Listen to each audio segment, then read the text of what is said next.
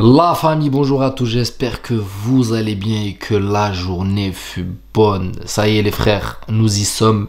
24 heures de ce classico, finale de Super Coupe d'Espagne. Honnêtement les gars, je l'attends ce match. Je l'attends avec impatience. Tu vois, tu as des classicos qui manquent un peu de saveur. La saison dernière, on a eu quelques classicos qui manquaient de saveur où t'étais pas totalement hypé, tu vois. Là, celui-là, par contre, il dégage quelque chose, les gars. Il dégage vraiment quelque chose. Il y a une hype qui se lance.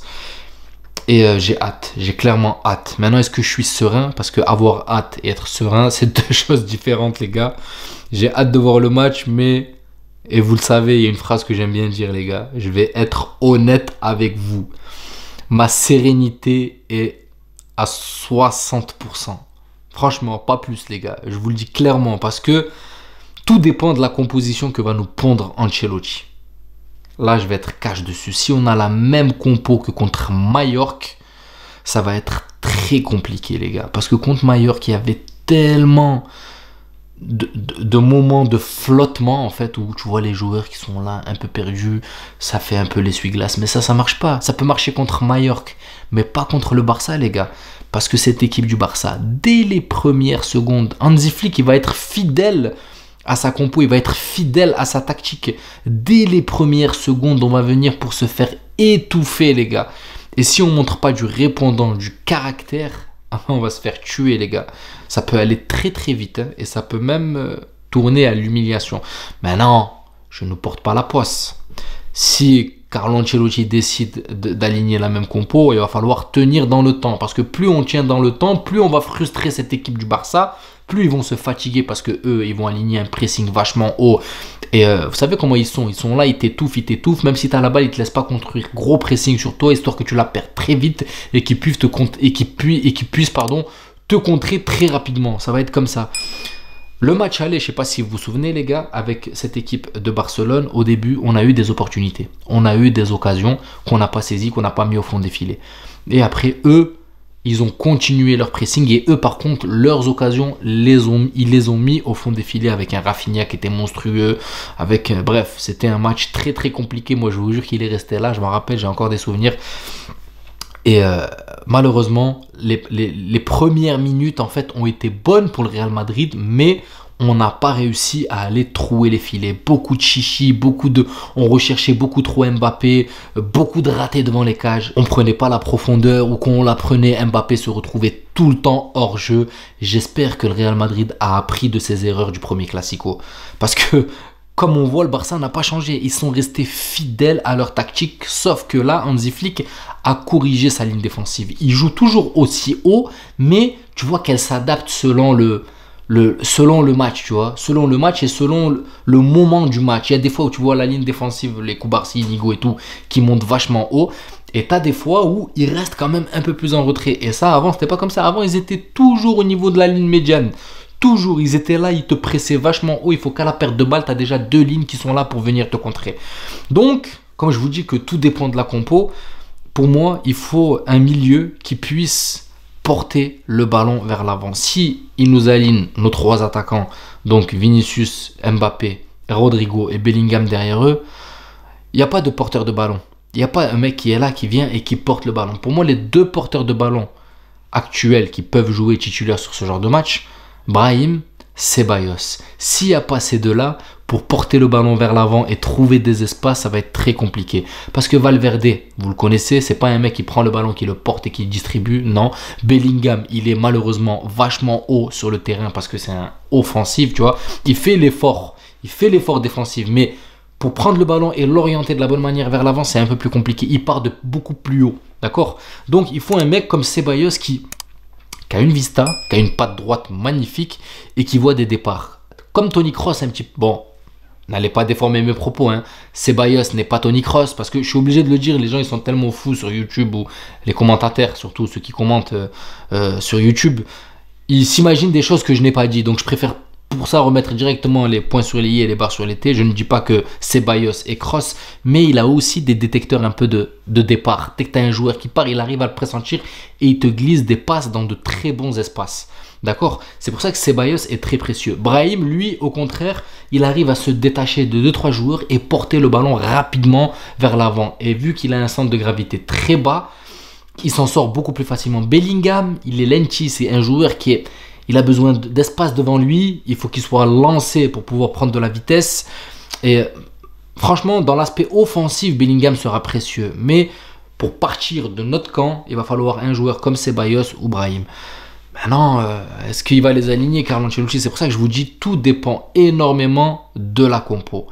Maintenant, on compte sur un grand Vinicius. J'espère que Vinicius, déjà pour la Liga, il est suspendu 2 matchs, il me semble, par rapport à ce qui s'est passé avec Valence. Il a eu 2 matchs de suspension, la prise de tête avec le gardien. Je sais plus c'était qui, non, c'était pas Mamadashvili, le gardien, j'ai oublié. C'était le gardien remplaçant de Mamadashvili. Donc, par rapport à ça, il a pris 2 matchs de suspension avec Valence. J'espère qu'il apprend de ses erreurs. Et en fait, quand je vois le match contre Majorque, vous voyez les petits embrouilles qu'il y a eu à la fin, il voulait rentrer. Il ne faut pas qu'il s'emporte. Il faut vraiment qu'il garde le contrôle. Franchement, parce que eux, ils vont jouer de ça, le Barça, les gars. Je vous le dis, Gavi, il va jouer de ça. Il va aller titiller là où il faut. Ils savent très bien qu'ils peuvent le sortir de ce match. Ils savent très bien qu'ils peuvent appuyer sur un bouton et le démarrer. Je vous le dis toujours. Vinicius, c'est devenu tellement facile de le sortir de son match. Tu vas, tu fais une faute sur lui un peu agressive où tu arrives à gérer le timing de la faute et la gestion pour que l'arbitre ne te mette pas un carton. Lui, il va péter les plombs et après, ça y est, les gars. Vinicius, on le perd. Franchement, je suis sur le terrain. Je vous garantis que je sais comment démarrer Vinicius. Je sais comment lui faire sortir de son match. Après, bon, n'allez pas... D'accord, vous m'avez compris, hein, mais je suis sur le terrain, je saurai comment le titiller pour le faire sortir de son match. S'il m'a pas mis un petit pont et... S'il m'a pas mis un petit pont, grand pont ou je sais pas quoi, je saurai comment le démarrer juste en lui mettant des petits coups. Eh ben, c'est la même chose, les gars. N'importe qui sur le terrain, j'ai l'impression que même mon petit frère, tu le mets, il saura comment démarrer Vinicius. C'est ironique ce que je dis, mais c'est devenu tellement prévisible, tellement facile à capter que c'est pour ça que ça va être vraiment très important. Et ça, maintenant, les joueurs adverses le savent. Ils savent que Vinicius a des points faibles. Ils savent que les points faibles de Vinicius, c'est son comportement. C'est la faculté à ne pas résister, ne pas contrôler ses émotions.